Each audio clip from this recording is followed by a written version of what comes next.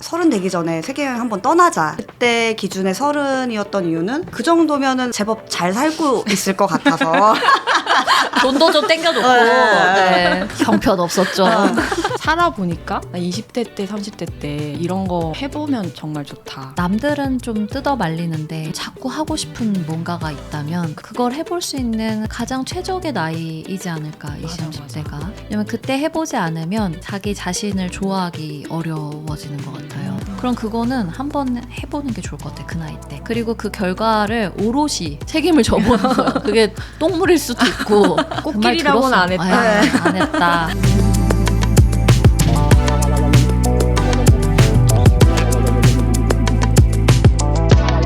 세상이 말하는 정답 말고 나다운 삶의 레퍼런스, 요즘 것들의 사생활 시작합니다. 이번 에피소드는 디지털 명함 서비스 슬라이스와 함께합니다.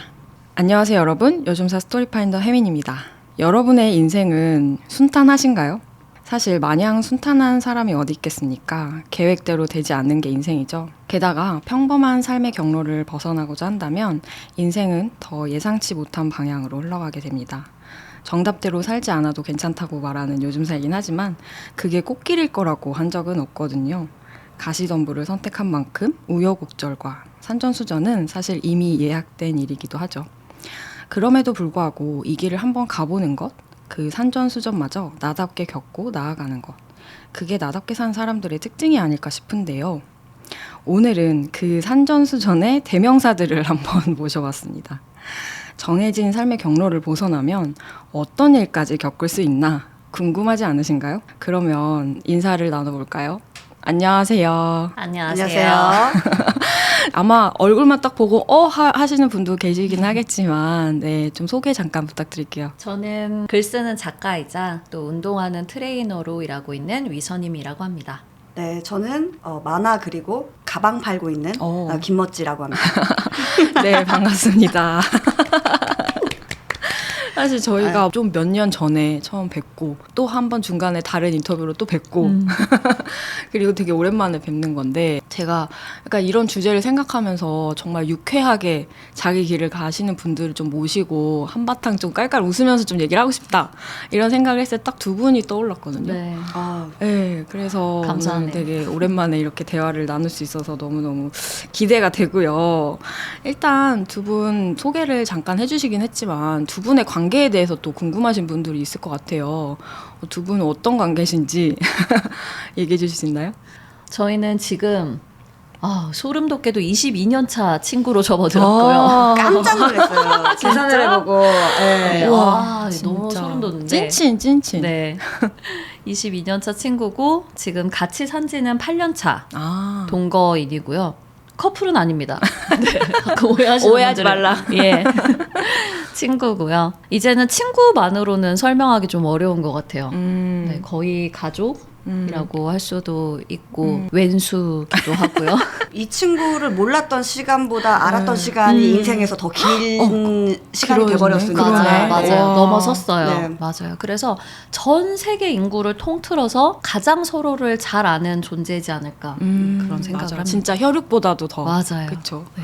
사실 제가 이제 두 분을 알게 된 거가 두 분이 이제 여행을 떠난 그 스토리 때문에 두 분에 대해서 알게 됐는데 그게 벌써 몇 년 전이죠? 그것도 대단해요. 네, 10년이 넘었어요. 10년이 넘었어요, 네. 벌써? 2014년에 떠났으니까요. 10년 넘었네요. 그렇구나. 네. 그러고 난 다음에 책으로 나온 게 또 몇 년 후니까. 네. 맞아요. 10년 전에 두 분이 막 이제 30이 됐을 때였다고 알고 있는데 네. 일을 그만두고 갑자기 둘이 같이 동반 여행을 떠났어요. 네. 보통은 뭐 동반 퇴사 후 뭐 세계 여행 하면 부부가 보통 이제 뭐 신혼여행 겸 막 간다거나 네. 부부들이 막 그렇게 같이 하는데 친구 둘이 뭐 물론 이제 오랜 친구였긴 했겠지만은 어떤 계기로 그렇게 또 떠나게 됐는지 그 얘기부터 좀 들어보면 재밌을 것 같아요.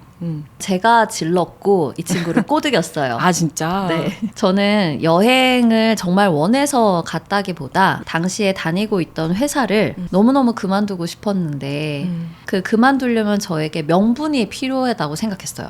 그쵸. 성격이 그래요, 원래.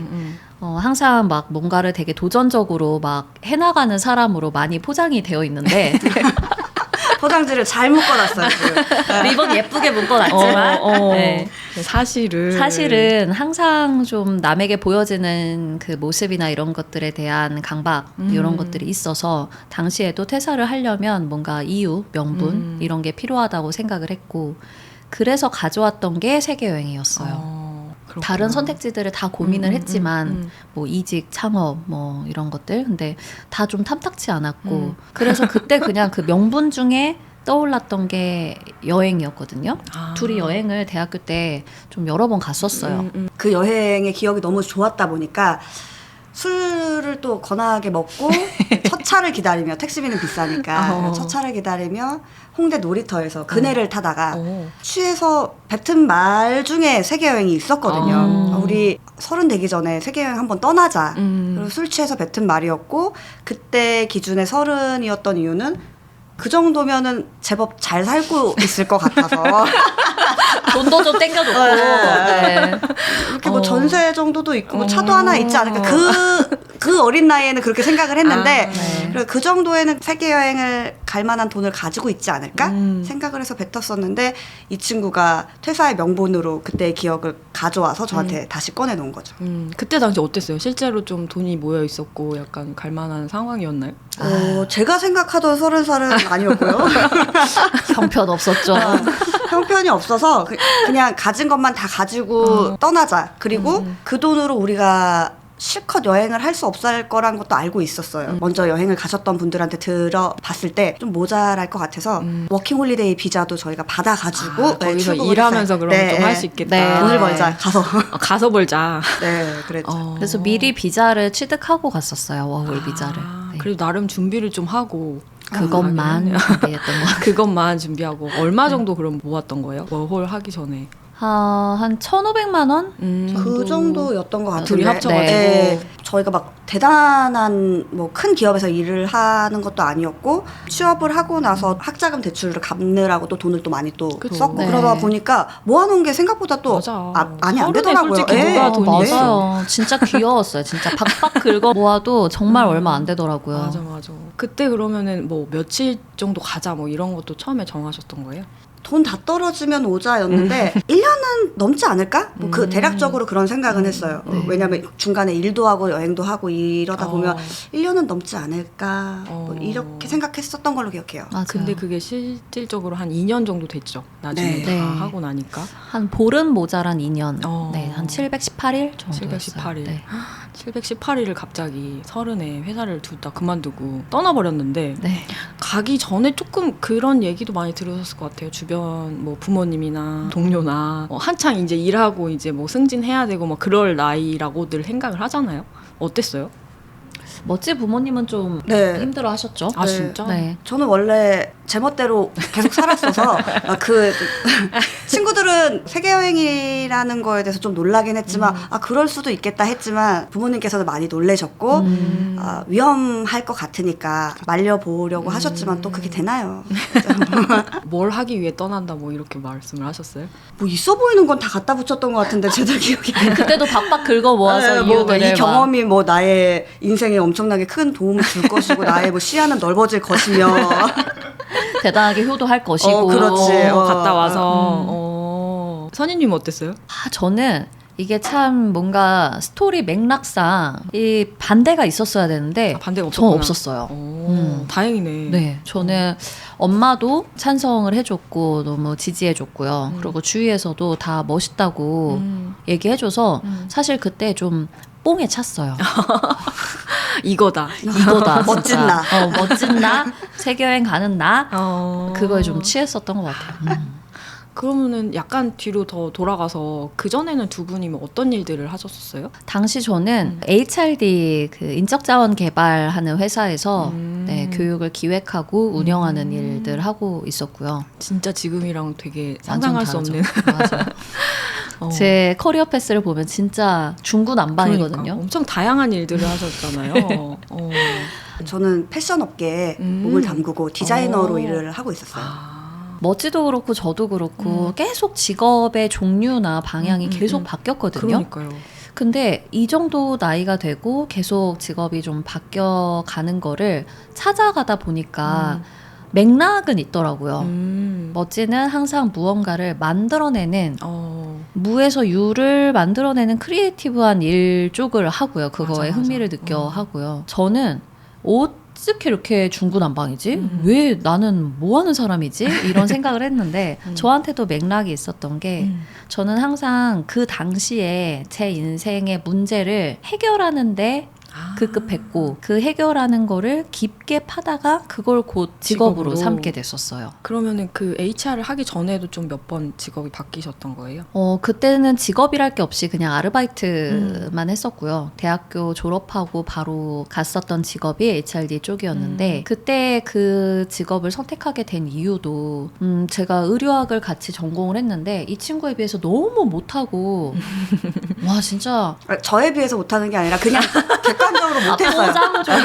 포장도 그냥 못했고 그래서 꾸역꾸역 어떻게든 졸업 작품까지 해냈지만 그거를 버리겠다는 용기를 냈을 때 박수를 쳤죠. 네. 아니, 등록금이 엄청 비싼데 그걸 다 하고 나는 여기가 아니다 하더라고요. 포장이 잘 안 되네 오늘. 네, 너무 맞아요. 재밌어 근데. 근데 진짜 못했거든요. 그래서 그 당시에는 진짜 이 나이에 이거를 바꾸면 너무 늦은 거 아닌가? 이런 생각을 막 했는데 못 해먹겠는 거예요. 그래서 그 당시에 막 교육을 엄청 찾아 들었거든요. 적성 검사, 심리 검사, 맞아, 뭐 맞아. 검사들을 엄청 하고요. 근데 그 교육을 받았던 회사였어요. 제가 들어갔던 회사가. 그렇게 해서 어쨌든 번듯한 직장에 두 분 다 다니다가 갑자기 호련히 이제 해외여행 떠나겠다 선언을 하고 이제 갔어요. 근데 마냥 이제 즐거운 일만 있진 않았을 것 같은데 이제 두 분만의 또 재밌는 에피소드들이 있더라고요. 그래서 그 이야기는 잠시 광고를 듣고 와서 좀 들어보도록 하겠습니다.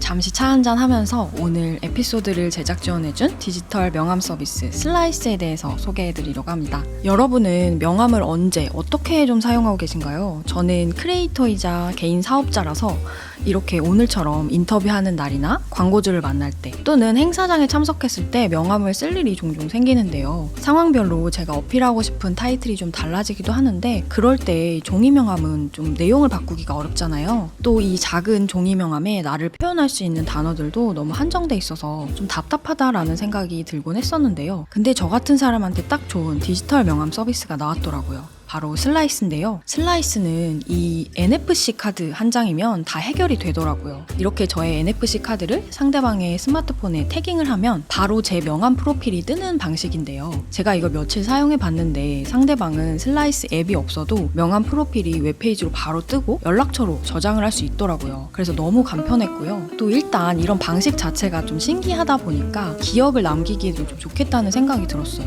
나를 어필할 때 드는 첫인상 비용을 줄일 수 있는 좋은 방법이라는 생각이 들었습니다. 특히 매번 명함을 몇 장씩 챙겨서 나갈 필요 없이 지갑에 이 카드 한 장만 넣어놓으면 되니까 그 부분이 굉장히 만족스러웠습니다. 작은 명함 안에 나를 표현하기 어렵다고 느꼈다면 슬라이스를 써보시는 것도 좋을 것 같아요. 명함 프로필에 이렇게 나의 정체성을 표현한 다양한 키워드를 추가할 수도 있고 나를 소개할 수 있는 다양한 이미지와 텍스트 블록도 추가할 수 있어요. 영상 포트폴리오나 SNS 링크, 노션 링크 등을 넣어서 내가 어필하고 싶은 부분을 더 부각해서 보여줄 수도 있죠. 저처럼 다양하게 자신을 표현해야 하는 크리에이터나 개인 사업자, 프리랜서에게 너무 좋은 서비스인 것 같고요. 기업용 서비스도 있다고 하니까 팀원과 함께 사용하고 싶은 브랜드 대표님들도 눈여겨보시면 좋을 것 같습니다. 슬라이스를 사용해보고 싶다면 요즘사 단독 혜택으로 20% 할인가에 NFC 명함을 구매할 수 있는 할인 코드를 더보기란과 고정 댓글로 달아놓을 테니까요. 필요하신 분들은 꼭 한번 활용해보세요. 네, 그러면 다시 인터뷰로 돌아가 볼까요? 여행하신 거를 보니까 막 이렇게 좋은데 막 사람들 많이 가는 그런 데 말고 약간 오지 막 이런 데를 찾아다니시던데. 아니 그렇게 뭐 오지를 간 것 아닌가? 같진 않은데. 아니, 사진 네. 볼 때 약간 그런 느낌이었어. 늘 사실 볼품 없어서 그래요. 저희 상태가 오지였나? 근데 뭐 그랬던 거는 같아요. 왜냐하면 네네. 그 물가가 엄청 비싼 곳은 많이 못 가서 더 그렇게 보였을 수도 있고 또 저희의 취향이 내가 나고 자란 한국과 좀 문화적으로나 생활 환경적으로나 많이 다른 곳들의 흥미를 느끼더라고요. 그러다 보니까 그런 곳으로 문화가 정말 다른 곳으로 가다 보니 그렇게 느껴지지 않았을까. 몇 군데 정도 간 거예요? 24개국. 네. 24개국. 그 중에서 제일 좀 좋았던 데는 어디예요? 둘 다 아주 흥미를 많이 느꼈던 곳은 중남미 대륙이고요. 네. 거기서 뭐 저는 뭐 콜롬비아도 좋았고 쿠바도 좋았고 뭐 여기저기 다 좋았어서 하나를 딱 꼽기보다는 그냥 중남미 대륙을 대부분 꼽고요. 멋지는 네, 저는 쿠바죠.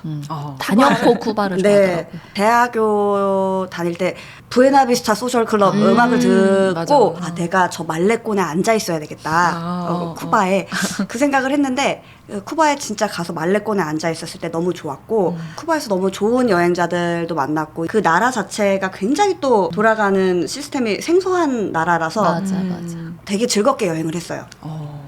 근데 또 마냥 즐거운 일만 있었던 건 아닐 것 같은데 굉장히 여행을 이제 낯선 곳에 가면 별의별 일이 다 일어나잖아요. 아, 내가 인생에 진짜 이런 일을 다 겪네 하는 뭐 그런 것 에피소드도 있을 것 같은데 어떤 일들이 좀 있었어요? 가장 큰 일은 미선임 씨가 네. 겪었어요. 일단 저는 약간 네. 사건 사고의 아이콘. 아이콘이셔가지고 약간 좀 뭐랄까 일들이 저에게 와서 들러붙는 그런 사주팔자거든요. 자석 같은 친구예요. 샵. 네. 아, 산전수전의 아이콘이시구나. 네, 맞아요. 제가 그 귀국을 앞두고 인도에서 맹장이 터졌어요. 네, 귀국 티켓이 있는 상태에서. 네. 그래서 인도에서 무료 수술을 받고 거기에서 회복을 하고 내 장기를 인도에 놓고 왔어. 놓고 귀국을 했던 초유의 사태가 있었죠. 그거를 이길 수 있는 사건은 아무것도 없는 것 같아요. 갑자기 전날. 네, 전날은 아니었는데 귀국 전에. 네, 귀국 전에 계속 그 좀 배앓이 같은 거를 했었거든요. 근데 당시에는 그게 너무 당연하다고 생각했어요. 당시 있던 곳이 하필 인도였기 때문에 그치 뭐 먹을 인도는 잘못 뭐 먹었겠거니. 네, 배알이 너무나 디폴트로 있는 곳이라서 그냥 그러려니 하고 넘겼던 거예요, 계속. 근데 점점 심해지고 점점 막 두드러기도 올라오고 통증이 너무 심해져서 이제 병원을 갔더니 그곳에서 이제 맹장이 터졌다. 그래서 뭐 어떡합니까? 수술해야죠. 그 당시에는 막 스마트폰도 막 많이 없을 때였고 아예 없었죠. 있었어요. 있었던 있었는데? 때인데 저희가 돈이 없는 여행자라서 그런 유심 같은 맞아, 거를 맞아. 사지 않았어요. 아까워가지고. 그러니까 인터넷이 안 되는 네. 상태였구나. 네. 스스로 인터넷을 안 했죠. 돈이 없어서. 맞네. 그러면 진짜 정보도 찾기 어렵고 네. 뭐 병원에서 뭐 이렇게 통역이나 이런 것도 쉽지 않았을 것 같은데. 맞아요. 막 손짓 발짓 하고 영어도 막 잘 안 통하고 막 이래서 진짜 힘들었던 것 같아요. 그들은 영어를 잘했는데 우리가 못한 거잖아요. 제가 말씀을 자꾸 아까부터 이상하게 하시는 것 같아요. 혼자 왔었어야 되는데. 아, 너무 웃겨. 그러니까 그러면 그거는 이제 귀국 전에 그렇게 해서 그래도 수술은 잘 끝나는 거죠? 네, 처음에는 충수염이어서 충수염 수술이 간단하거든요. 그걸 톡 떼면 되는 수술인데 수술 시간을 기다리다가 간호사랑 커뮤니케이션이 잘못돼가지고 이 친구가 배고프다고 뭐를 먹었어요. 근데 어머, 수술 전에 전에는 먹으면 안 금식을 되는데. 해야 되잖아요. 그래서 수술이 다시 늦어지면서 그때 터져서 복막염까지 어머, 가서 좀 큰 큰일 수술이 났다. 됐어요. 맞아요. 근데 해외에서 그렇게 수술한다는 게 너무 무섭잖아요. 네, 엄청. 그리고 그 당시에는 인도에서 수술을 한다고 이게 굉장히 좀 겁이 났었거든요. 그러니까. 근데 나중에 알고 보니까 인도가 굉장히 의료가 발달한 나라더라고요. 그래서 좋다. 다행히 좋은 의료진을 만나서 아주 깔끔히 수술하고 아직까지 생존해 있죠. 그리고 저희가 여행자 보험을 들고 갔었잖아요. 그래서 저희 지금 집보다 큰 병실을 처음에 줬어요. 진짜 1인실. 네. 기업 총수나 갈 법한 1인실을 오. 병실을 썼고 오. 그래서 보호자인 멋지가 저기 있어서 야! 이렇게 불러야 될 정도로 진짜 지금 진짜, 저희 집보다 예. 컸어요. 저희 집보다 좋은 병실을 처음에 줬었는데 나중에 강등됐어요. 근데 거기도 엄청 좋아서 맞아요. 보호자 밥까지 막 나오는 병실을 주더라고요. 이거랑 또 연계된 일이라서 네. 저희가 돈이 없을 거를 예상을 하고 워킹 홀리데이 비자를 그쵸. 받았다고 했잖아요. 저희가 호주에 들어가서 딸기 포장하는 일을 했거든요. 포장 일을 하는 도중은 아니지. 아침에 또 출근을 하려다가 배낭에서 뭘 꺼내려다가 제가 허리를 그때 삐끗했어요. 삐끗해서 그 타지에서 병원을 가지도 못하고 옆으로 누워서 밥을 먹었는데 거의 와식 생활의 끝판왕을 저 근데 그게 되게 잘 맞는다는 거 그때 알았어요. 소화가 쫙쫙 누워서 밥을 삼시세끼 먹는데 소화가 잘 되고 이 친구가 저를 계속 먹여줬거든요. 화장실도 막 데려다주고 근데 나 소화 잘 된다? 잘 먹는다? 입맛이 줄질 않는다? 그때 그렇게 한번 허리를 삐끗하고 나니까 허리가 좀 약해서 좀 조심하면서 다녔거든요. 근데 마지막에 이 친구가 인도에서 맹장 수술하고 태어나고 나서 저희가 다시 또 비행기 티켓을 사놓고 기다리고 있을 때였거든요. 그때 좀 안심을 했는지 다시 제가 그때 삐끗해서 선임이가 그 옆에 피주머니 달고 있을 때는 제가 선임이 머리를 감겨줬는데 제가 머리를 또 삐끗해서 선임이가 제 머리를 또 감겨주고 서로. 네, 서로 네, 서로 거의 간병 메이트라고 들어보셨나요? 정말 와 진짜 너무너무 집에 가고 싶었어요 그때는. 서로 막 번갈아 가서 아프니까 네 저는 막 배에 실밥도 풀지 않은 상태에서 이 친구를 또 머리를 감겨주고 있고 이 친구는 막 힘들어하면서도 너 괜찮니? 진짜 눈물이 났었던 그때가 있었네요. 그죠. 그래서 이게 여행이 끝나서 아쉬워야 되는데 그저 빨리 한국에 가고 싶었다는 생각을 그때는 했어요. 네. 그 전에는 그래도 재밌었던 일들이 많이 있었을 거 아니에요. 가장 즐거웠던 거는 진짜 쿠바에서 제 생일을 맞이했었던 그때였는데 거기서 만난 여행자들과 덕분에 알게 된 또 그 현지인 친구가 있었어요. 그 현지인 친구랑 같이 여행 속의 여행처럼 아바나에서 조그만 도시로 여행을 떠났었는데 현지인 친구의 친구들이 뭐 극단에 있는 친구들이었나? 뭐 그래서 맞아. 막 다들 춤추고 노래하고 막 그 연주하고 네. 막 이런 친구들이 모여 있었거든요. 엄청 큰 창고 같은 데서 저를 위해서 모두 노래를 불러주고 춤추고 예. 이 시간은 좀 정말 0.5배속으로 가고 싶다라고 느꼈던 그런 시간이었어요. 아 이게 또 약간 비하인드가 있는 게 제가 생일이 크리스마스 이브여서 그 당일날마다 다들 이렇게 좋은 사람과 보내고 싶어 하는 좀 로맨틱한 날이니까 그쵸. 당일날 정작 외롭게 보낸 날이 좀 많았거든요. 같이 모이기가 좀 애매하죠. 예. 막 파티하자 이러기에는 그쵸, 좀 그쵸. 그런 날이잖아요. 다들 이렇게 너네 그래 남자친구 만나러 가라고 네 약속 있는 거 가라고 보통 이런 날이어서 정말 아무 걱정 없이 외롭지 않게 막 시끌벅적하게 지내게 된 날이 와닿았어요. 네. 그때 막 코평수가 막 이만해져가지고 너무 신이 나요. 선임님은 또 기억 남는 순간이 있어요? 저요? 여행에서? 아주 행복했던 순간은 저는 항상 대자연에서 내가 여기 있다니 이 유행어라고 할 만큼 제가 그 대사를 되게 많이 읽더라고요.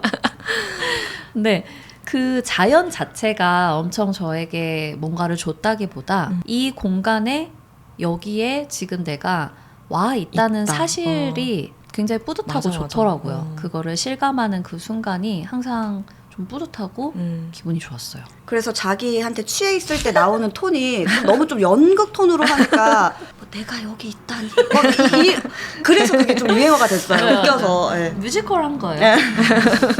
그렇게 여행을 이제 718일 맞나요? 718일을 보냈고 그 여행에 대한 스토리는 또 두 분의 그 책이 있잖아요. 네, 30 결혼 대신 야반도주입니다. 아주 명저죠. 그러니까 야반 도주라고 이제 말씀을 하실 만큼 이제 현실에서 약간은 도피한 느낌으로 이제 떠나왔었는데 그러고 난 뒤에 인생을 사람들이 또 궁금해하시잖아요. 갔다 와서 뭔가 그런 그 여행을 통해서 뭐 내 인생이 좀 바뀌려나 이런 기대도 할 수도 있고. 네. 두 분 어땠어요? 여행 갔다 와서 막 아픈 채로 어쨌든 한국에 들어왔잖아요. 돈도 이제 다 떨어지고 네. 막 그랬을 텐데 어떤 현실이 또 기다리고 있었을지 궁금한데요. 인도에서 마지막 비행기를 기다리면서 숙소에서 저는 허리를 삐끗해서 누워있고 선임이는 아직 실밥을 제거하지 않아서 배꼽에 까만 실밥을 달고 있고 네, 요때 한국 가면 뭐 해야 되지? 라는 얘기를 나눴었거든요. 정말 이제 가진 돈 벌어놓은 거 다 썼고 경력은 2년 끊겨 있고 그러니까. 앞으로 뭘 해야 될지 이제 정말 들어가면 그때부터는 현실인데 먹고 움직이는 모든 게 돈이 들어야 될 텐데 밥벌이를 해야 되잖아요. 그런 고민을 하면서 뚜렷한 답 없이 우선은 한국에 들어왔던 기억이 나고 들어와서는 빚을 갚자가 첫 번째 목표였어요. 네. 그러니까 뭐 대단한 거를 생각하기에는 바로 발등에 불이 떨어졌어요. 일단 말씀하신 것처럼 경력은 끊겨 있고 다시 다른 그때 하던 일로 돌아갈 수는 없고 어떡하지? 돈이 없는데? 이런 생각을 해서 삶을 다시 재건하는 기간이 꽤 걸렸거든요. 그죠. 그때 저희가 빚이 있었던 얘기를 저희가 배경을 설명 안 드렸는데 마지막에 인도 여행을 가기 전에 그 친구한테 좀 돈이 모자라서 돈을 껐어요. 네, 껐어요. 빌려서까지 좀 마지막 여행을 했거든요. 그래서 그 빚부터 먼저 갚아야 돼가지고 네. 발등에 불이 떨어졌죠. 맞아요. 그러니까.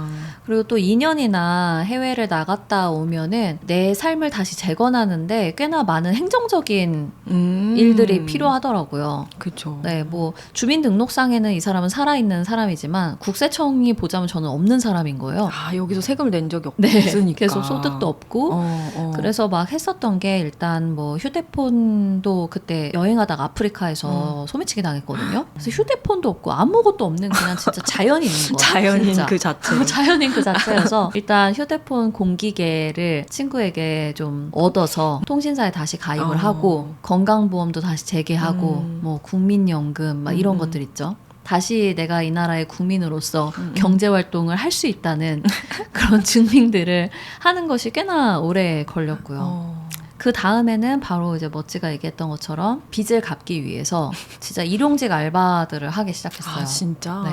어떤 일들을 또 하셨나요? 아, 또 대단했죠, 또.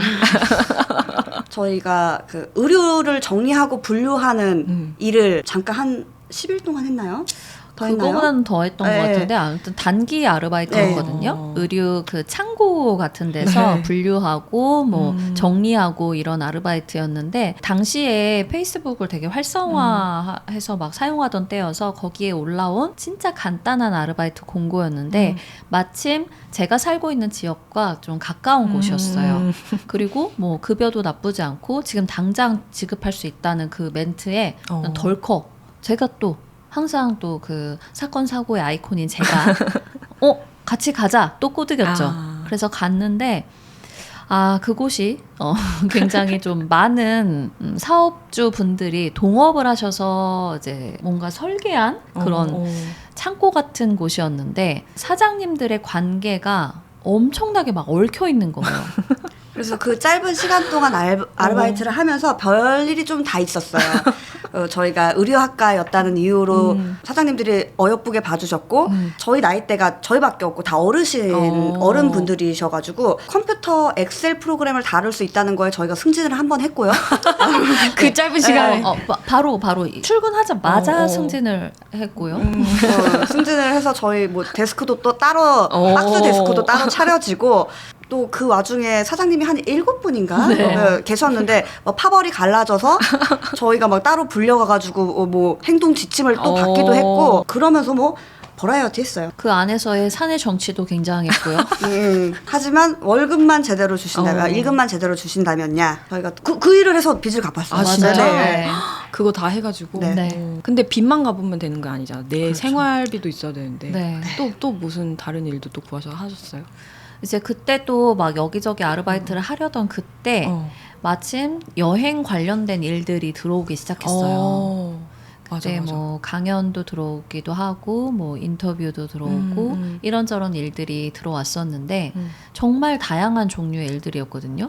맞아. 책을 또 내보자는 제안도 그때 네. 같이 들어왔었고 네. 근데 뭐 가리지 않고 거의 다 했어요. 왜냐면 급했으니까요. 그러니까. 그러니까 뭔가 어떤 일을 해야 되지라고 고민했는데 다행스럽게도 너네 이런 일이 있으니까 해보자. 세상이 이렇게 저희 바로 앞에 제안을 해줘서 그래 우리가 이런 것도 하면서 돈을 벌 수 있겠다. 하자. 하는 거지 뭐. 그렇게 해서 뛰어들었어요. 그러니까 되게 새로운 기회들이 막 찾아오면서 네. 갑자기 이제 그 퇴사 전과는 너무 다른 삶을 좀 살게 되셨더라고요. 네.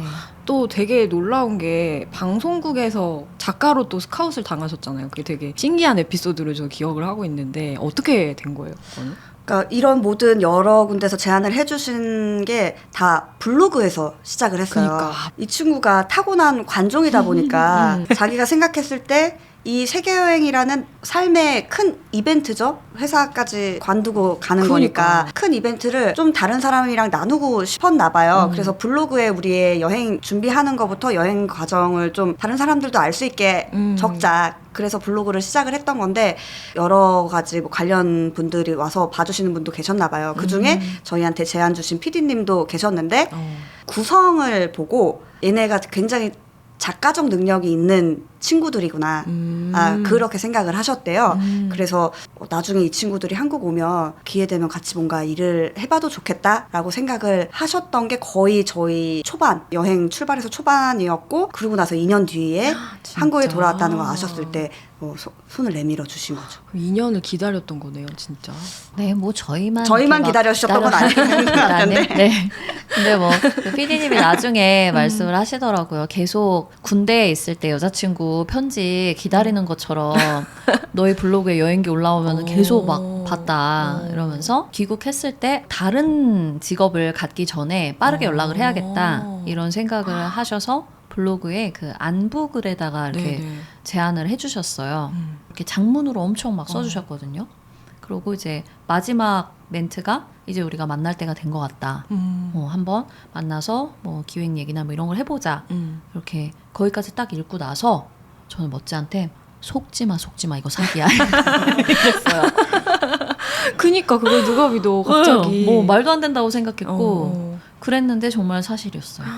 그래서 갑자기 이제 인생이 바뀐 거네요. 방송국에서 일하는 그런 작가의 삶으로 바뀌었는데 엄청 정신이 없으셨겠어요, 그러면. 맞아요. 네, 이런저런 일들이 계속 그렇게 몰아치고 즐겁게도 하셨을 것 같은데 보통 이제 퇴사 후에 그런 여행을 결심하고 내가 돌아왔다면 뭔가 사람들은 그런 거 묻잖아요. 그 여행에서 새로운 인생의 방향을 찾았어? 이런 걸 묻기도 하고 나도 뭔가 약간은 그런 기대를 하고 떠나기도 했을 거 아니에요. 그런데 내가 뭔가를 나의 인생 방향 설정을 하기도 전에 나에게 막 이런 일들이 막 정신없이 쏟아졌을 때 약간은 혼란스럽지 않았을까? 내가 진짜 하고 싶었던 건 뭐지? 약간 이런 고민의 시간들도 있지 않았을까? 이런 생각이 들어서 어떠셨어요? 일단 겁이 아주 나지는 않은 건 아니고요. 겁이 나긴 났지만 항상 발등에 떨어진 불이 일단 급했고요. 모든 일이든 일단 해야 된다라는 생각에 생존이 좀 가장 절박했었던 것 같아요. 당시에 막 돈이 진짜 없을 때는 당시에 그 편의점에서 물 한 병이 850원이었는데 네. 그걸 아끼려고 길거리에 있는 은행 지점에 들어가서 정수기에서 몰래 물을 먹을 정도로 돈이 없을 때가 있었어요. 그래서 일단은 그 두려움보다 절박함이 더 컸고요. 그리고 일단은 그런 일들이 너무너무 새롭기도 했지만 그래서 두렵기도 했지만 좀 흥미가 더 있었던 것 같아요. 그래서 그런 것들을 항상 또 제가 막 해보자 항상 좀 이끌어서 했었던 것 같아요. 저는 근데 부담이 좀 많이 크긴 했어요. 이게 나 혼자 잘못하면 그냥 내가 다 덮어 쓰고 이불킥 하고 그러면 되는데 여러 사람이 모인 일에 제가 같이 인벌브가 되면 똥을 뿌리면 안 되잖아요. 근데 나는 처음인데. 그러니까. 예, 그러니까 어깨에 힘이 좀 많이 들어갔고 어쨌든 일을 시작하면 똥을 뿌리면 안 되기 때문에 잘 해내야 되잖아요. 그렇죠. 근데 그때 고민을 했을 때 제가 여행 동안 나에 대해서 알게 된 거는 딱 한 가지였거든요. 그게 이 친구 덕분인데 블로그를 운영을 하면서 여행 이야기를 적자고 했잖아요. 제가 그전에는 뭔가를 만들어내는 걸 즐거워하는 사람인 줄 알고는 있었는데 그게 패션에 국한된 사람이라고 생각을 했어요. 옷을 만드는 데만. 근데 블로그를 하면서 이런 컨텐츠도 만들어보고 저런 컨텐츠도 만들어보고 그거를 사람들이 즐거워하는 걸 보니까 그 물성이 없는 것도 새롭게 만들어내는 걸 내가 즐거워하는구나. 그래서 뭔가를 만들어내는 일이면 내가 할 수 있겠다. 그 한 가지 배운 걸로 결심을 했죠. 이것도 그럼 해보자. 네. 그래서 이제 두 분이 같이 하는 일들이 이제 여행 이후에 되게 많아지면서 그래서 같이 살게 되신 거잖아요. 맞아요. 맞죠? 네. 두 분이 이제 여행도 같이 다녀오고 이렇게 오랫동안 친구면은 사람들이 이제 되게 잘 맞고 성향도 뭐 비슷하고 이렇게 이제 상상하실 수도 있는데 제가 알기로는 두 분 굉장히 다른 성향으로 알고 있거든요. 맞은 게 거의 없다고 생긴 보시면 됩니다. 것만큼이나 다릅니다. 그러면 같이 살면서 같이 일을 해야 되는데 둘이 어떤 식으로 좀 안 맞는 부분은 어떻게 맞춰가고 그랬는지 좀 궁금하거든요. 일단 이거는 정말 달라서 더 잘 맞지 않았나 싶거든요. 특히나 일을 할 때 그랬는데요. 멋지랑 저랑 서로 잘할 수 있는 분야가 정말 달랐어요. 그래서 너무 독보적으로 상대가 그 일을 잘한다는 걸 알기 때문에 좀 위임을 하게 됐거든요. 예를 들자면 멋지는 기획력, 디자인 능력 이런 것들이 아주 출중해요. 아까도 잠깐 말씀드렸지만 크리에이티브한 무에서 유를 창조하는 일에는 정말 독보적이거든요. 근데 저는 레퍼런스가 없으면 멍해지는 타입이에요. 그런 창의적인 일에는 되게 바보가 되거든요. 그래서 그런 일들은 모두 다 맡기게 되는데 우리 멋지는 커뮤니케이션을 아주 불편해해요. 이 표현이 맞을까요? 굉장히 사회성이 없어 보이잖아요. 하지만 힘들어하는 건 맞아요. 이 친구에 비해서.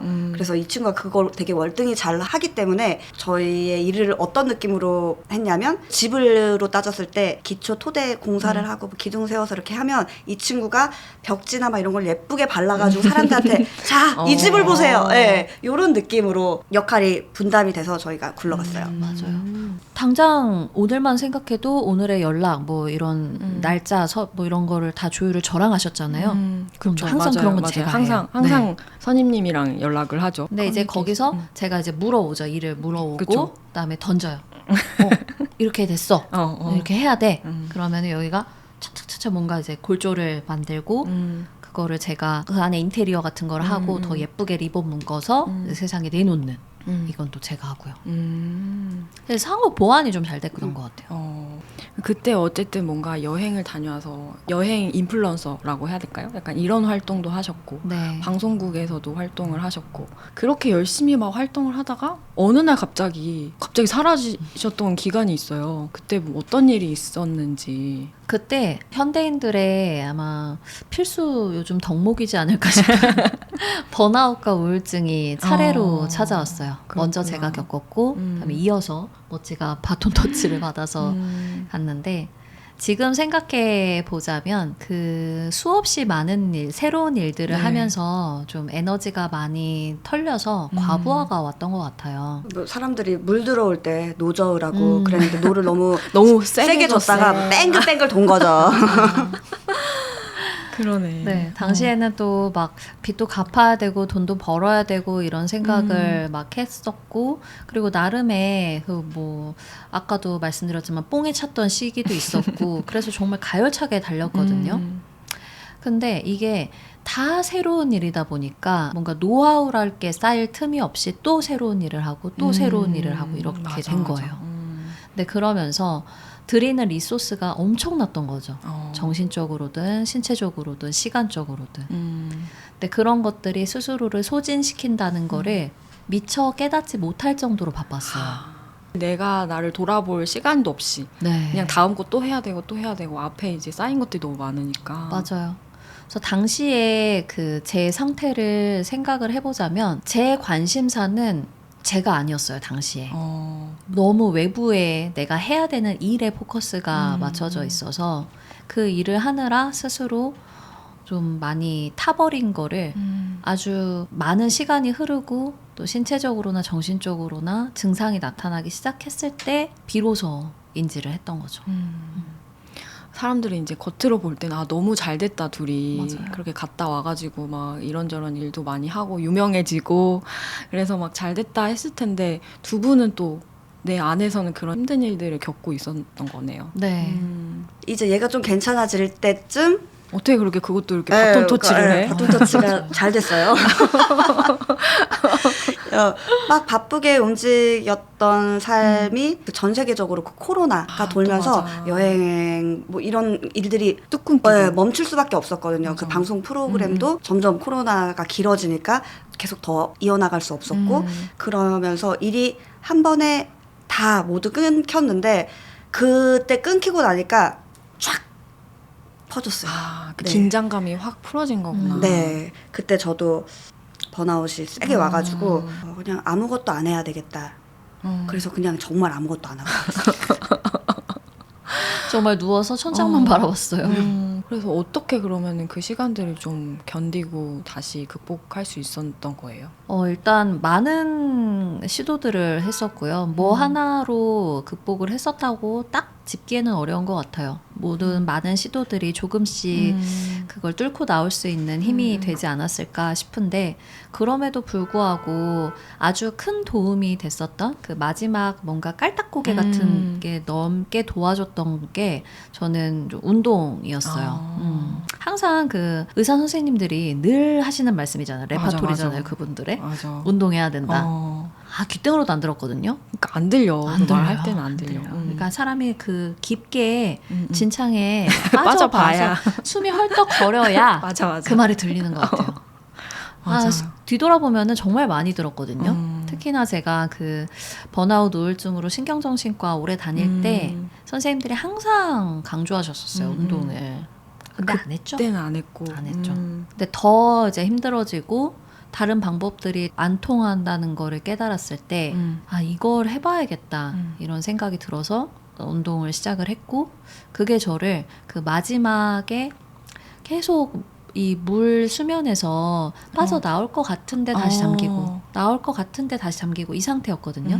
네, 저벅저벅 걸어 나오게 해줬던 것 같아요.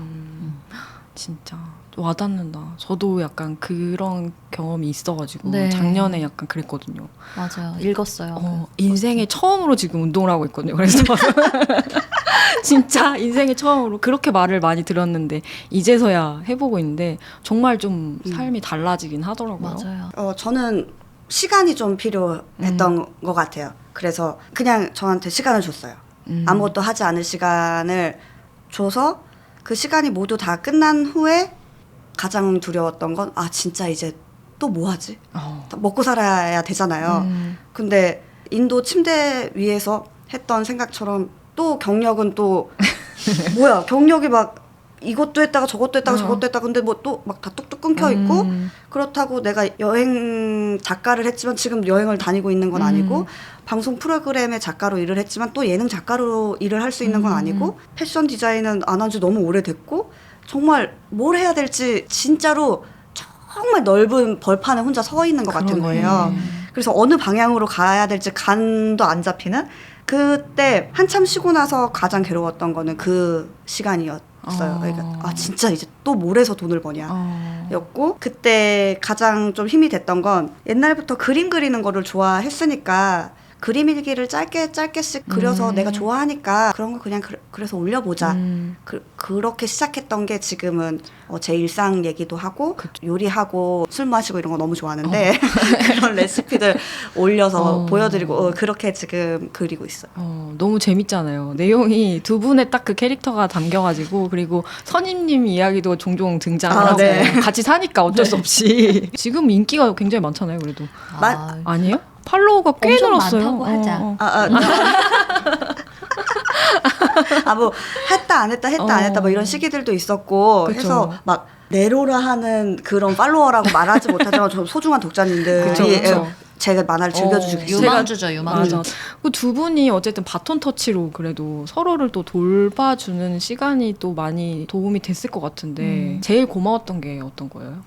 일단 저는 머지한테 가장 고마웠던 게 제 상태를 묻지 않는 거였어요. 어때? 막 물어보는 네, 거. 너 지금 어때? 막 괜찮아? 음. 이런 질문들이 저한테는 되게 힘들었거든요.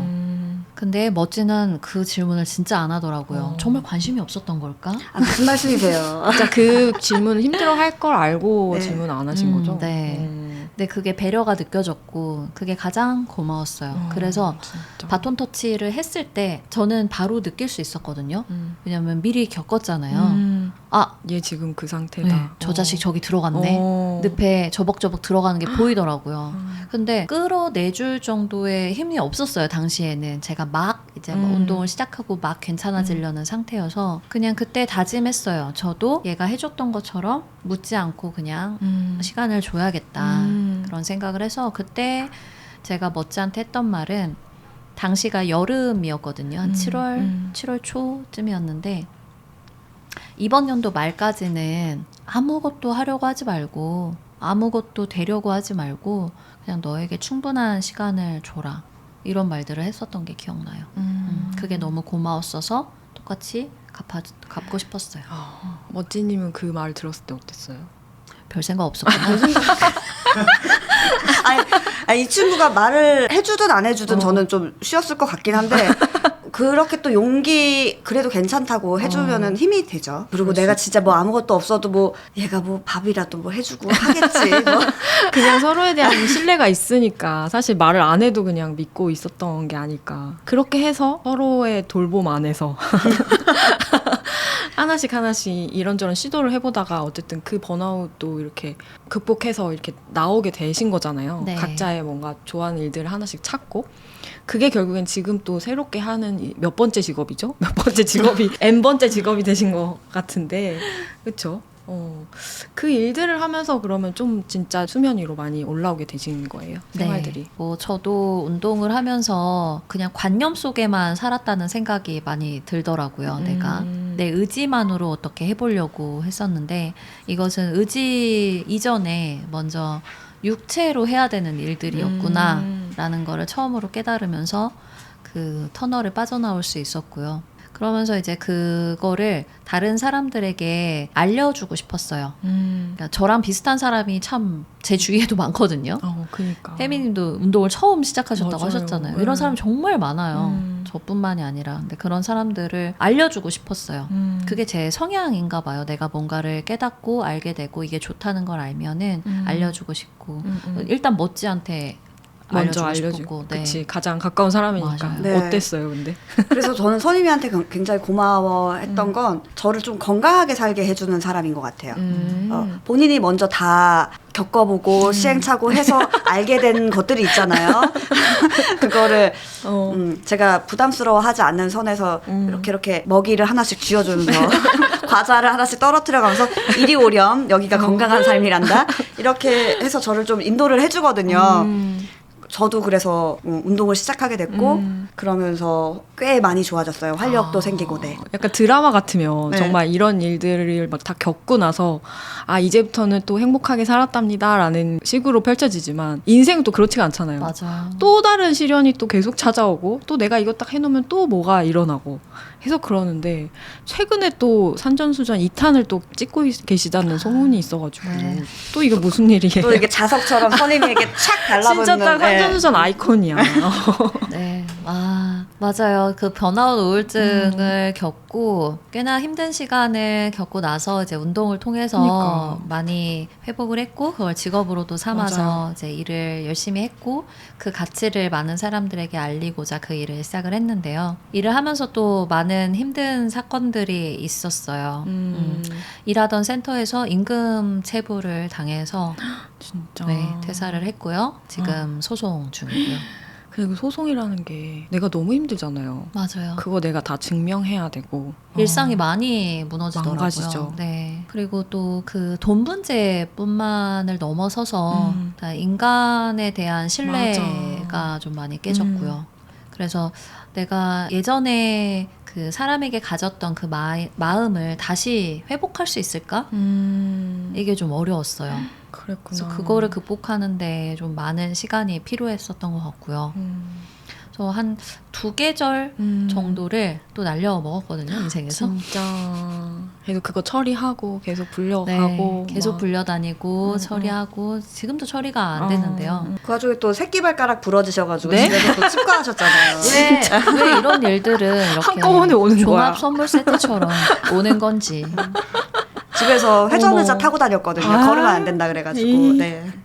그러니까 더 침잠하게 되는 거예요. 그러네. 이제 운동도 몸을. 이제 해야 되는데 못 움직이면은. 맞아요. 그래서 막 모든 게 또 바닥으로 쳤거든요. 아유. 그래서 정말 힘들었었어요. 왜 내가 이거를 극복하고자 이렇게 길을 했는데. 쓰고 나왔는데 맞아. 왜 세상은 다시 나에게 이런 엿을 날릴까? 왜? 내가 뭘 그렇게 잘못했나? 그러니까 그런 말이 나온다니까. 내가 뭘 그렇게 잘못했나. 맞아요. 그치. 근데 저는 이번 일을 겪으면서 드디어 그 패러다임에서 조금 벗어났어요. 아 진짜? 왜 세상이 나에게 이러지? 이거를 이번 일에서도 많이 했거든요. 많이 그 생각을 했고 많이 스스로 막 힘들어 했었는데 조금 이제 이거를 벗어나고 다시 막 운동을 시작하고 이러면서 이 엿은 계속되는 거구나 라는 뭐랄까요? 거의 돌을 텄는데 보편성에 가닿았달까요? 그냥 왜냐면 이건 당연한 거구나. 저 말고도 다른 사람들도 모두가 다 자기만의 힘든 지점이 있더라고요. 맞아. 이게 시기의 차이가 있고 또 횟수의 차이, 뭐 음. 종류의 차이가 있을 뿐 모두 다 꽃길만은 걷지는 않고 다 힘든 지점이 있어요. 또 요새 사회가 얼마나 불안정하고 맞아, 힘들어요. 맞아요. 경기도 너무 어렵고 그래서 다 힘든 일이 있더라고요. 저뿐만이 아니라. 그리고 이 나이쯤 되다 보니까 계속 이 패턴이 왔다 갔다 하더라고요. 계속 위에만 있지 않고 계속 밑에만 있지도 않고. 그래서 이것도 극복해서 제가 어느 정도 올라왔잖아요. 그러니까. 얼마나 갈지 모르겠어요. 또 오겠지. 그거를 그냥 지금 상태가 영원할 거라는 그냥 그건 없어졌다. 없어졌어요. 디폴트가 아니다. 드디어 없어졌어요. 다들 이제 그렇잖아요. 뭔가 이제 내가 다시 올라가면 이 상태로 쭉 이대로만 살면 되겠다. 이러는데 인생은 항상 그럴 때마다 근데 사실 밑에 내려갔을 때도 그럼 같은 생각을 할 수 있는 거잖아요. 이게 계속되진 않고 네네. 언젠가 다시 또 올라갈 거다라는 거를 알고 있으니까 네. 그것 때문에 그럼 내가 괜히 트레이너를 했나? 막 이런 생각 할 수도 있잖아요. 사실 괜히 그 일을 선택해서 내가 막 이럴 생각할 수도 있는데 그래도 근데 나는 선임님은 또 자기 방식으로 또 막 유쾌하게 또 뭔가를 또 도전하실 것 같은데 요즘엔 또 어떤 일들을 하면서 지내고 있어요? 일단 글을 쓰고 운동하는 것 두 가지 축을 계속 가져가는 생활을 하고 있어요. 근데 그 이유는 아까 혜미님이 하셨던 말씀 이제 트레이너 괜히 했나 이 생각 했거든요. 그러니까. 많이 했어요. 왜 그걸 또 시작을 해가지고 이런 일을 또 겪고 막 이런 자기 비하도 많이 했었고 뭐 울기도 많이 울었고요. 뭐 엉망진창이었거든요. 술도 많이 먹었고요. 그거 있잖아요. 사람이 바닥을 내려갔을 때 하는 모든 패턴 다 했어요. 맞아. 네, 불면증 겪고 하루 종일 릴스 쇼츠만 보고 다 했는데 그런 시절을 오래 겪다 보면은 어느 순간 그 바닥이 지긋지긋해질 때 있잖아요. 맞아. 와 진짜 이렇게 살기 싫다. 이럴 때. 근데 그때 아까 말씀드렸듯이 비로소 이게 끝이 아니라는 깨달음이 와서 이렇게 살기 싫으면 다시 올라가야 할 텐데 그 올라감이 끝이 아닐 거다. 항상 저는 뭔가 나에게 힘든 일이 닥쳤을 때 이거를 벗어나는데 급급했어요. 이 보통 문제, 그렇죠. 문제에 현안을 두고 이거를 해결하는데 모든 총력을 기울여서 항상 거기서 빠져나왔거든요. 근데 이번에는 좀 다른 생각이 들더라고요. 이 문제, 이거에만 집중을 하다 보면은 나는 또 올라갔다가 다시 또 내려오겠구나. 그런 생각이 들어서 그러면 다음 내려왔을 때를 생각하게 되더라고요. 그때 어떻게 하면 빠르게 올라올 수 있지? 그렇게 생각했을 때 놓지 않아야 되는 게 운동과 글쓰기였어요. 나한테는 그게 뭔가 나를 좀 단단하게 해주는 도구이겠다. 왜냐하면 육신을 벗어나서 살 수 있는 사람은 아무도 없잖아요. 그래서 몸을 움직이는 운동 누구나에게나 필요하고 그리고 저한테는 글쓰기가 약간 마음 챙김 같은 거거든요. 내 상태를 돌아보고 내가 어떤 어려움을 겪고 있는지를 계속 객관화해서 바라보는 도구이기 때문에 이제 그거를 선택했는데 그거는 사람마다 좀 다르겠죠. 근데 그런 것들, 그러니까 내가 몸과 마음, 정신을 챙기는 행위를 계속 하다 보면 저는 지금 다음 직업이 뭐가 될지 저도 궁금하거든요. 나도 모름. 열려 있어요. 아직까지 끝나지 않은 열린 결말. 열린 결말. 뭐를 할지 전혀 모르겠지만 이제는 그냥 오롯이 그 모든 선택들을 열려있는 결말들을 받아들이면서 그냥 내가 놓지 말아야 될 그 두 가지를 계속 해 나가는 삶을 살고 싶어요. 근데 이렇게 약간 차분하게 얘기하시고 나에게는 글과 운동이 있습니다 라고 했지만 블로그 가서 한번 보시면 아실 거예요. 글이 진짜 웃겨요. 감사합니다. 막 이런 힘든 그 시기에 대한 글도 너무 웃기겠어. 그래가지고 그냥 나에게는 너무 유쾌한 사람들이거든요. 해학만이 답입니다. 진짜. 웃어야지 뭐. 어떡하겠어. 내 인생인데. 어떡합니까? 웃어야지요. 아까 그 멋지님은 가방을 뭐 새로 만드신다 네. 하셨는데 그건 또 어떻게 하게 되신 거예요? 뭔가 만들어내는 일을 음. 굉장히 좋아한다고 말씀을 네. 드렸잖아요. 책을 쓰면서 만난 그 출판사 대표님이 계세요. 네. 근데 그 대표님이 그러니까 책을 내는 것뿐만이 아니라 라이프스타일 브랜드, 그러니까 문학 작품이 사람들한테 가서 뭔가 삶을 풍족하게 만들어주니까 그 책 말고 다른 물성의 것도 나는 사람들한테 제공을 하고 싶다. 그런 생각을 가지고 계셨고 저도 그 얘기를 들으면서 하고 싶은 게 되게 많아서 같이 대표님과 이거 만들어 볼까요? 저거 만들어 볼까요? 하다가 처음에 뭐 책이 들어가는 가방을 만들었고 그 다음에 가장 최근에는 파우치 겸 쓸 수 있는 미니백을 만들어서 좀 급할 때 빨리빨리 가지고 나갈 수 있는 그런 것들을 좀 만들고 있어요. 그래서 요새 제 삶은 보통 어떻게 굴러가냐면 그런 것들이 지금 다 제 힘을 투자하고 능력을 투자만 하고 있는 거지 다 돈이 바로바로 되지 않는 일이잖아요. 그쵸. 그러면 또 저는 먹고 살아야 되니까 제가 신경을 쓰고 일을 하는 만큼 돈이 되는 일 조금이랑 나머지는 쓰는 만큼 돈이 되지 않지만 하고 싶은 일을 그거를 나눠서. 어떻게든 굶어 죽지 않을 정도로 유지하면서 밸런스를 맞춰가면서 지금 살고 있어요. 그렇구나. 돈 되는 일은 어떤 걸 하세요? 돈 되는 일은 친구가 이렇게 도매업, 액세서리 도매업을 네. 하는데 제 전공을 살려서 그 샘플 같은 거를 만들어주고 있어요. 그것도 결국에 그것도 뭔가 뭔가 만드는 네, 거네요. 만드는 일이죠. 네. 진짜 다재다능하신 느낌이에요. 두 분 다. 네. 뭔가 어쨌든 내가 해보겠다 하면 어쨌든 어떻게든 하네요. 맞아요. 뭐라도 해서 먹고 살아야죠. 어떡합니까? 어떡해요? 살아내야 됩니다. 죽을 순 없잖아요. 살아내야 해요. 지금까지의 이제 스토리가 20대부터 30대까지의 약간 스토리잖아요. 맞아요. 그렇죠. 다 훑어주셨어요. 근데 지금 저희 방송 듣고 계시는 분들 대부분이 이제 20, 30대가 많거든요. 근데 이제 뭔가를 새롭게 도전해보고 싶거나 아니면 막 안 해봤던 거 내가 해봐도 될까? 약간 이런 망설이고 있는 분들도 많은데 막 그런 얘기 많잖아요. 인터넷 보면은 뭐 20대에 꼭 해야 할 몇 가지, 뭐 하지 말아야 할 몇 가지, 뭐 이런 것들 막 떠돌아다니는데 약간 두 분한테도 그런 거 여쭤보고 싶은 거예요. 20, 30대를 정말 좌충우돌 우당탕탕 잘 보내셨는데 살아보니까 나 20대 때, 30대 때 이런 거 좀 해보면 정말 좋다. 이런 거는 좀 겪지 않아도 된다. 약간 이런 거 혹시 있어요? 사람마다 다르겠지만 저는 뭐 꼭 겪지 않아야 될 거는 잘 모르겠고 꼭 겪었으면 하는 거를 좀 감히 제 기준에서 좀 말씀을 드리면 저는 실패라고 생각을 해요.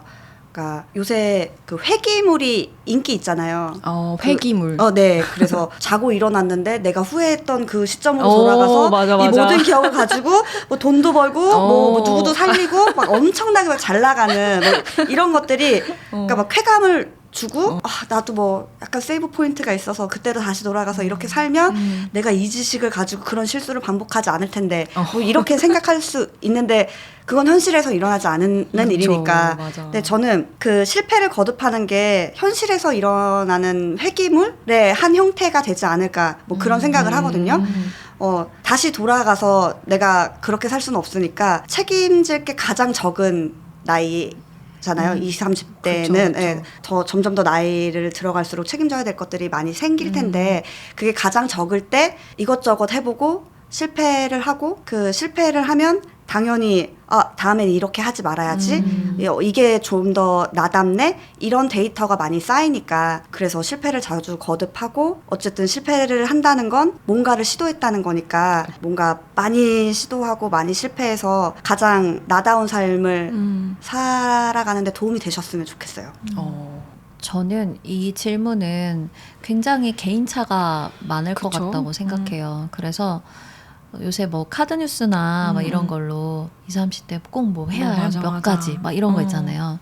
그런 것들을 해보는 것도 물론 좋지만 너무 거기에 자신을 막 몰아세우거나 이런 거 20, 30대 나는 안 해봤는데 이런 또 자괴감에 맞아. 빠질 수도 있거든요. 그런 콘텐츠가. 그래서 좀 조심스럽지만 뭐 그럼에도 불구하고 답을 하자면 꼭 해봤으면 하는 거는 남들은 좀 뜯어 말리는데 내 주위에선 하지 말라고 하는데 자꾸 하고 싶은 뭔가가 있다면 그쵸. 그걸 해볼 수 있는 가장 최적의 나이이지 않을까, 20, 맞아, 30대가. 맞아. 네. 맞아. 왜냐면 그때 해보지 않으면 점점 더 두려움이 쌓이는 것 같아요. 아, 그리고 미련도 많이 커지고 자기 자신을 좋아하기 어려워지는 것 같아요. 그래서 남들이 반대를 하고 하지 말라고 할 때 아, 그래, 안 해야겠다 이런 생각이 드는 거 말고 뭔가 하나는 있을 거거든요. 하지 말라고 하는데 계속 하고 싶은 뭔가가. 그럼 그거는 한번 해보는 게 좋을 것 같아, 그 나이 때. 맞아, 맞아. 그리고 그 결과를 오롯이 책임을 져보는 거야. 그게 똥물일 수도 있고 진짜 꽃길이라고는 안 했다. 안 했다. 그게 뭐 멋지가 얘기했던 실패일 수도 있겠죠. 맞아, 맞아. 근데 그거를 해보면서 얻는 게 진짜 많은 것 같아요. 남들이 그렇게나 반대를 하는데도 내가 진짜 계속 미련이 남고 하고 싶은 이유도 있을 거고 그걸 해봤을 때 생각지 못했던 다른 점이 발견될 수도 있고 책임을 지면서 하지 말걸 이런 생각이 들 수도 있고 그건 사람마다 다 다르잖아요. 근데 그거를 해보면서 자기 자신에 대해서 조금 더 알게 되는 것 같아서 세계여행은 그 여행 자체를 제가 좋아하지 않네 라는 걸 또 깨닫게 해줬어요. 아, 생각보다. 네. 아, 또 새로운 발견이네. 그래서 제가 여행 쪽으로 계속 커리어를 쌓진 않더라고요. 아, 그래서. 네. 근데 저는 여행 자체가 좋은 게 아니라 그 여행을 계획하고 실행하고 그 모든 결과에 대해서 책임을 졌던 그 한 번의 사이클을 경험했던 게 저한테 큰 도움이 되었어요. 생애 처음으로 뭔가 정해져 있는 듯한 길에서 벗어나서 맞아. 밀고 나가서 실행을 해냈고 물론 그 안에서 혜미님이 말씀하신 것처럼 진짜 별의별 일이 다 벌어졌지만 맹장도 터지고 막 이랬잖아요. 그러니까. 근데 그럼에도 불구하고 일단 해냈고 피가 철철 흘리면서 돌아왔지만 그리고 엉망진창인 생을 다시 재건을 하면서 나의 선택들을 다 온전히 책임을 졌거든요. 남한테 피해를 끼치지 않으면서 나름. 근데 그렇게 했었던 그 경험이 다음번 선택을 할 때 조금의 용기가 되더라고요. 아, 이것도 했는데 다른 거라고 못할까? 맞아, 이런 맞아. 생각을 했고요. 굳이 안 해도 되는 것 잘 모르겠지만 다 해보는 게 좋다고 그쵸? 생각하지만 그래도 하나를 꼽자면 남 뒤통수 치는 일이요. 남한테 피해 끼치는 일 이미 했어. 그럼 어쩔 수 없어. 거기서 배우면 되지. 다시는 하면 안 되겠다라든지 아, 이렇게 내가 마음이 불편하구나 라든지 뭐 이런 거 하나라도 배우면은 저는 그거는 나쁜 경험은 아니라고 생각해요. 근데 아직 안 했다면 굳이 할 필요, 이거를 날 경험을 위해서 할 필요는 없을 것 같다는 생각이 듭니다. 오늘 이렇게 두 분의 이런 산전수전 이야기, 아직 끝나지 않은 산전수전 이야기를 들어봤는데 그럼에도 사실 내가 어떤 선택을 해야 될까? 이런 고민들을 하게 되잖아요. 내가 이걸 했다가 또 그런 고생을 나도 하진 않을까. 망하면 어떡하지? 이런 생각들 하게 됐는데 두 분의 앞으로의 남은 인생들에도 어떤 선택들을 하면서 살고 싶으신지? 이 질문에 답하기에 앞서 꼭 정정하고 싶은 게 있는데요. 네. 제가 쓰는 글과 뭐 항상 이런 인터뷰를 하거나 이러다 보면은 항상 결과값으로 제가 굉장히 도전적이고 항상 뭔가를 막 거침없이 해나가는 사람이 되어 있어요. 근데 뭐 저도 그런 욕구가 있으니까 그렇게 말을 하니까 그렇게 되겠죠. 근데 실상은 아주 고민이 많고 네, 늘 망설이고 늘 그래요. 그래서 모두가 그런 지점이 있다고 저는 생각하거든요. 그래서 항상 내가 왜 이럴까? 나만 왜 이럴까? 이 패러다임에서 벗어나는 게 저는 좋은 접근법이지 않을까? 그런 생각이 들어요. 이것은 인간의 보편성이다. 맞아.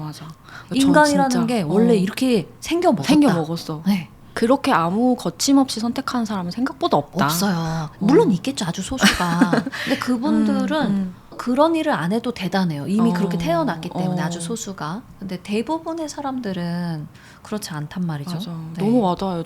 저한테도 이제 보여지는 모습이 뭔가를 계속 잘 시작하고 뭔가 잘 막 쭉쭉 해나가는 것처럼 보이는데 절대 그렇지 않거든요. 맞아요. 맨날 불안해하고 완전 걱정 인형이에요. 그래서 다들 그런 걱정 속에서 하나씩 이제 선택을 해나가고 그냥 해봤다가 에이 망했다 이렇게 또 하고 이런 거잖아요. 네. 그래서 항상 이런 뭐 콘텐츠가 나갈 때 음. 그럴 때 제가 말하는 것들이 제가 쓰는 것들이 누군가에게 위화감으로 다가가지 않았으면 좋겠어요. 저도 끊임없이 고민을 했고 여전히 지금도 하고 있고요. 여전히 처맞고 있고요. 그러니까 나만 왜 이럴까? 나는 안 되는 사람인가 봐. 이런 생각으로 진짜. 쉽게 빠지잖아요. 맞아요, 사람이라는 맞아요. 게. 근데 누구나 그렇다.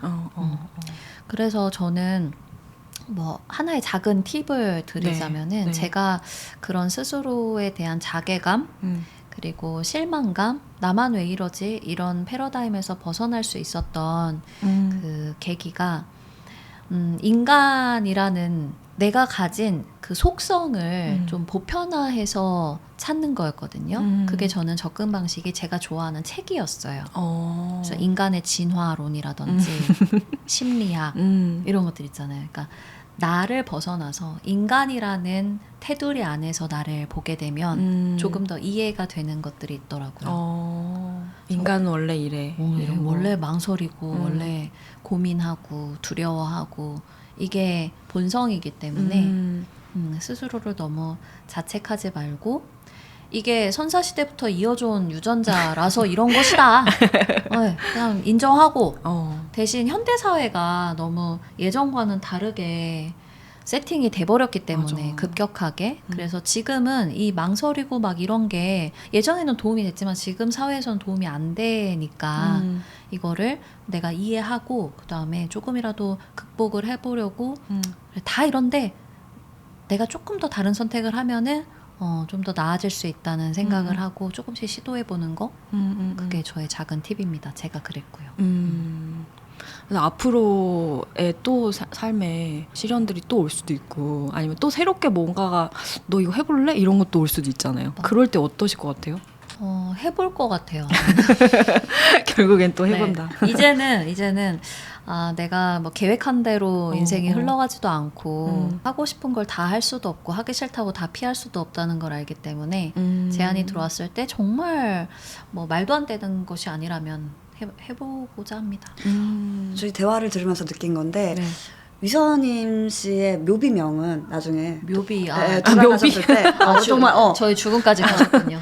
해보다 감. 좋네요. 평생 그냥 다 해보다가 네. 좋다. 어울리지 않을까 그런 생각이 들었어요. 그래서 저는 저의 그 닉네임이 네, 선임이잖아요. 네. 뭐 회사 다녔을 때 직급이었는데 네. 그게 참 마음에 들더라고요. 오. 그게 먼저 해본 사람이잖아요. 그쵸. 어떤 직책이나 임무를 먼저 행한 사람. 근데 제가 또래들보다 항상 먼저 엿을 맞아요.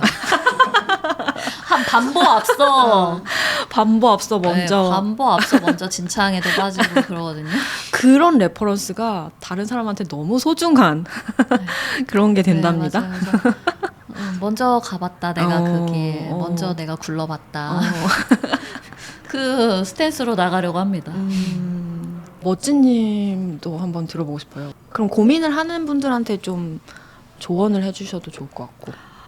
고민하시는 분들한테 조언을 감히 해드리자면 어쨌든 불안함은 어쩔 수 없으니까 뭔가 불안하시면 본인과 뜻이 비슷한 곳에 자기 자신을 두면 훨씬 좋을 거라는 생각이 들어요. 내가 이걸 시도하고 싶은데 네. 주변의 사람들이 왜 그 지금 안정적인 걸 포기하고 왜 그걸 시도하니? 뭐 그건 내가 해봤는데 별로더라. 뭐 이런 걱정들을 이분이 정말 걱정이 돼서 해주실 수 있지만 나는 이게 해보고 싶은 거잖아요. 그러면 진짜 이런 가치관을 가지고 비슷한 거에 도전을 하시려는 분들을 찾아서 자기 자신을 그 환경에 놓으면 맞아, 덜 맞아. 불안하게 시도를 하실 수 있지 않을까 그런 생각이 들어요. 진짜 맞는 네. 얘기인 것 같아요. 맞아요. 그러니까 이런 친구를 만난다든지 멋진님은 그래서 앞으로의 40대를 어떻게 보내실 생각이에요? 네, 저 지금 저도 뭐 밥벌이에 대한 고군분투가 지금 꽤 큰 화두인데 그쵸? 그래도 여전히 저는 다행인 건 책임질 게 아직 저 혼자 몸뚱이 하나니까 이렇게 좀 쉽게 말씀드릴 수 있는 것 같은데 저는 적게 벌어도 지금 저 하나 건사하는 데는 문제가 없어서 그래서 뭔가 선택할 때